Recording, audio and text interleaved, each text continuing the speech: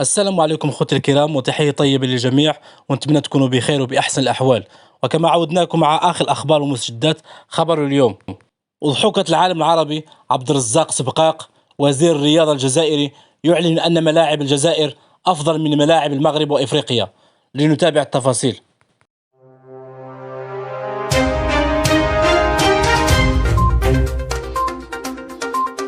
اختلطت الأمور على وزير الرياضة الجزائري عبد الرزاق سبقاق حين اعتبر باتريس موتسي رئيس الاتحاد الإفريقي لكرة القدم بمثابة رئيس الاتحاد الدولي للعبة بعد زيارته الأخيرة للجزائر من أجل الاطمئنان على قدرته على تنظيم كأس إفريقيا للاعبين المحليين.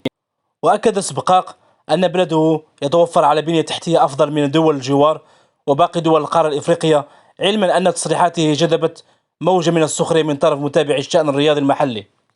وقال سبقاق في مؤتمر صحفي عقده اليوم الثلاثاء لتقييم حصيلة تنظيم الألعاب المتوسطية: نحن في أتم الجاهزية لاستقبال أي منافسة رياضية. البنيات التحتية جاهزة والتي يمكن أن نفتخر بها مقارنة بدول في الجوار أو القارة الإفريقية. وخلط سبقاق بين رئيس الكاف والفيفا حين أضاف: في الزيارة الأخيرة لرئيس الاتحاد الدولي لكرة القدم وقف على جودة المنشآت الرياضية الموجودة، ونحن على أعتاب تنظيم كأس إفريقيا للاعبين المحليين. إلى هنا وصلنا إلى نهاية الفيديو، ونخليكم بعض الصور للملاعب المغربية.